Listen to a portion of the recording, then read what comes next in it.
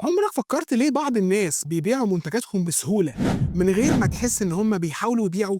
السر مش في المنتج، السر في الطريقة. ركز معايا في الفيديو ده وهشرح لك إيه بالظبط. الطريقة دي اسمها التسويق الناعم أو السوفت سيلينج.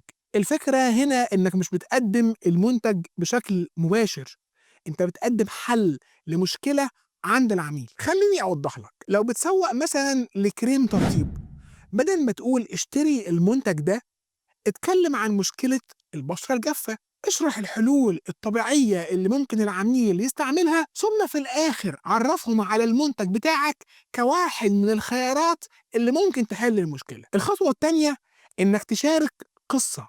الناس بتحب القصص أكتر من الإعلانات، زي مثلا إنك تقول إن في واحدة صاحبتي كانت بتعاني من بشرة جافة وبعد ما استخدمت المنتج ده حياتها اتغيرت بالكامل. وأخيرا خلي العرض غير مباشر، زي مثلا انك ممكن تقول لو عايز معلومات اكتر او تفاصيل عن المنتج ابعت لي رساله او زور الويب سايت بتاعنا. الهدف هنا هو ان العميل هو اللي يبتدي الخطوه بدل ما يحس ان هو تحت ضغط الشراء. طب عايز مثال عامل اكتر يا سامر؟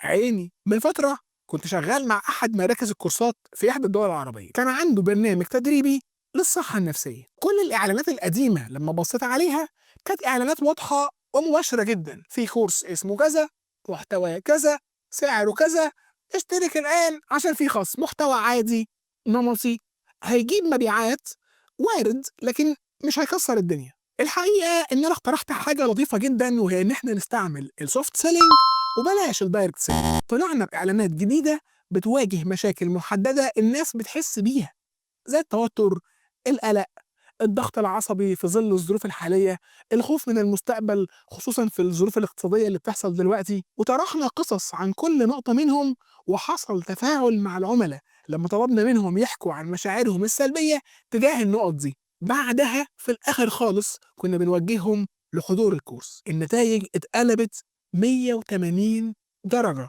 بفضل ربنا. اولا واخيرا افتكر دايما، العميل مش عايز منتج، العميل عايز حل. لو قدرت تقدم الحل بطريقة ذكية، العميل مش بس هيشتري، كمان هيبقى عميل دائم طالما اتبسط منك. لو عايز نصايح أكتر زي دي اعمل لنا لايك وفولو واستعد للفيديو الجاي.